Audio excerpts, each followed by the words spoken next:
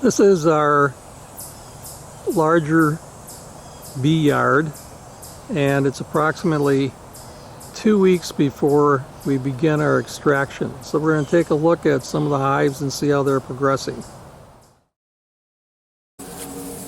Well, today's the day we've been waiting for. We're about to begin our harvest of honey. We're going to be taking these supers, these smaller boxes, off the top of the hive. The large 2 boxes on the bottom will remain, as those are the source of honey for the bees over the winter. The system we use is pretty simple. You can see all the bees flying around, and we spray a material which has no alcohol. It's a pleasant smelling combination of oils. I actually like it. On the surface of this cloth fabric, set it on top of the hive, and that will drive the bees down. We wait about 5 minutes. After they're down, we take the supers off the hive. There are other ways of doing it, escape boards, but they're time consuming, and when you have as many hives as we do, we have to find a faster technique. So we're about to apply this material to the surface, set it on top of this first hive, and slowly work our way down through all of the supers until we're at the 2 lower brood boxes. Now this is what it looks like with that narrow box on the top. That's the fume board, which drives the bees down into the lower boxes. Now don't be misled. The bees are not happy about losing their honey, so you'll see them bearding on the hive. There's 1 super left to go, and there is a fume board on top. And finally, this is a box filled with honey. I estimate this box has to be between 35 to 40 pounds. There's 9 frames of honey on there, and I'm going to pull one out to show you what they actually look like. This is a beautiful frame of honey. I'm not able to move it around for you, but you can see the honey underneath, the beautiful white cappings that the bees put on the honey, and they do not do that until they feel the moisture content is correct, somewhere 18% or below. And all of the frames in this beautiful super are filled this way, probably 30-40 pounds of honey. We'll see. What we're looking at is 3 different frames of honey. One is how the bees start out in the early spring. The middle one is how the bees fill in the wax. And then the last one, far removed from me, is the way they fill it up with nectar. So let's take a look at each one of these and see the differences. Now the first frame is simply more of a plasticky type cell. There's a little wax that comes over it, and these frames and the plasticell inside is purchased from major bee supply houses. Some of the more skilled beekeepers actually make their own material. And if we look real close, it's simply plastic. You'll notice all the little hexagons, but until the bees cover this up with their own wax, they will not start placing nectar within it. The second phase is after the bees have taken that first type of frame, which is plasticell, they then begin to fill in each little hexagon with their own wax. So although it might be a little hard to see, there's now a wax coating that the bees have made over the plain, empty plasticell coating. And now this frame is in a position where the bees will start bringing in nectar, and then after the nectar is placed in the frame and reached a humidity of less than 18% moisture, I should say, they then will coat it over with their own wax.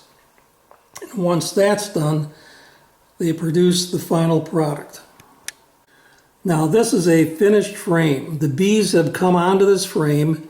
They have gone and taken the little cells, filled them up with nectar, and then after reaching 8% or less moisture content, they have created their own light, beautiful wax coating.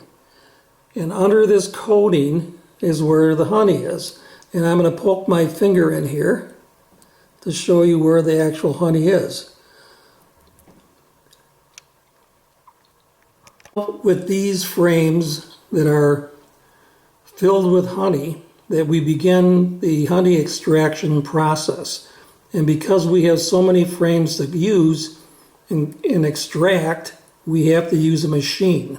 Most beekeepers, however, do not need a machine, and you can do all of this by hand, so there's no need to go into the expense of buying expensive machinery. This is the machine that I use to take the wax off the top of the frames that contain the honey.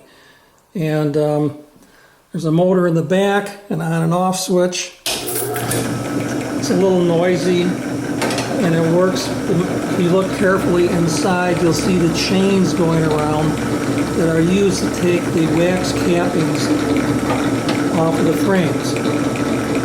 And I'm going to demonstrate a frame or two to show you how this machine actually works.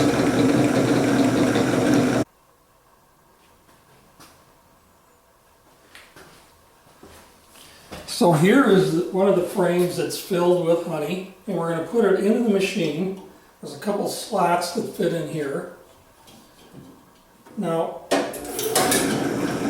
most beekeepers use a tool like this and scrape off the wax. You can see what I'm doing.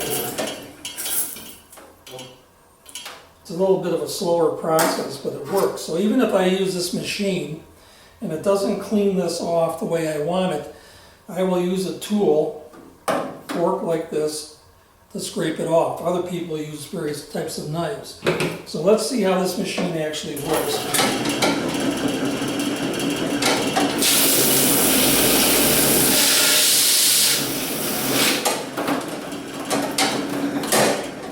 So you can see that it cleaned off all the wax on this side. Let's see how it did on the other side. And it did a really good job on the other side. And from here, this goes into our extractor machine that looks like a centrifuge.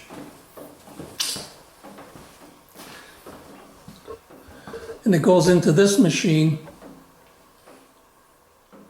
where it spins around and then produces the wax, produces the honey, on the bottom. The frames that I just extracted are in this machine. They look like this. And what we're going to do is slowly start rotating these. It will go faster and faster.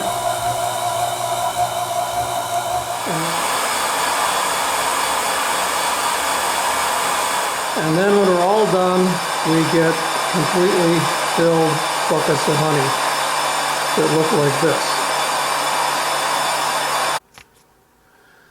These are a few of the buckets. Each bucket holds about 60 pounds. These are 5-gallon buckets, and they're just a few of the buckets that we've extracted from all of these supers that are sitting here, and there are many more to go. This is all of the wax and extra honey that came from the uncapping machine. And now we're going to take this wax and honey, because we don't want to waste any of it, and we're going to put it into a mini spinner, so to speak. It's made by Mac.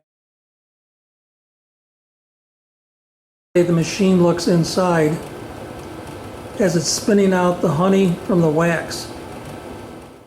Now, after the wax is extracted from the spinner and the honey is separated, this is really what it looks like. And we get this beautiful fluffy wax that we melt down, and from this we're able to make candles, lip balm, hand cream, and all sorts of other items that use beeswax.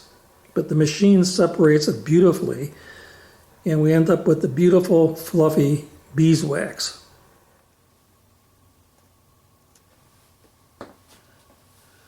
Finally, the last phase of our honey process is putting the honey that we've taken from our extracting machines and putting it into a bottling tank.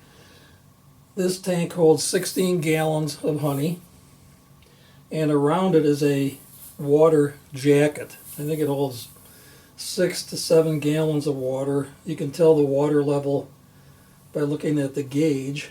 The temperature is set over here, and we keep it about 95, 96 degrees, as you might see on the meter here. The most important part about this tank is that it has a dripless filler system. And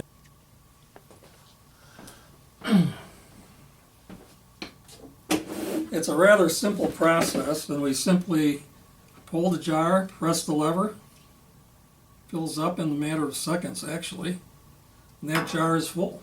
And then we do another one.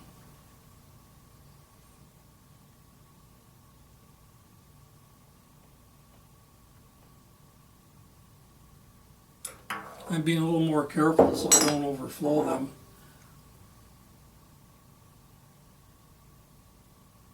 And we can go through hundreds of jars like this in a matter of, well, an hour or so, or less.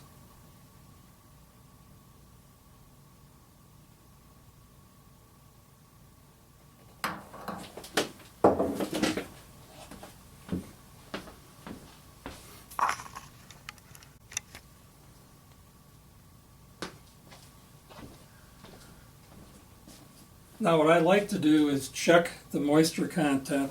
This is a meter that measures the moisture in the honey. It's supposed to be 18% or less. That's what the bees strive for. And these meters, or similar meters, can be purchased for as little as $18. I've seen them, and then some of them, such as this, are in the hundreds of dollars because it's, you know, all done electronically. So what we do is take a bit of honey. I'm going to take it right out of the jar, put it on the meter,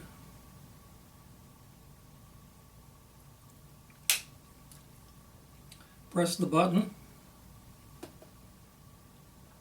and it tells us, it's hard to see, but this is 17.2%, which is excellent for our honey in this part of the United States.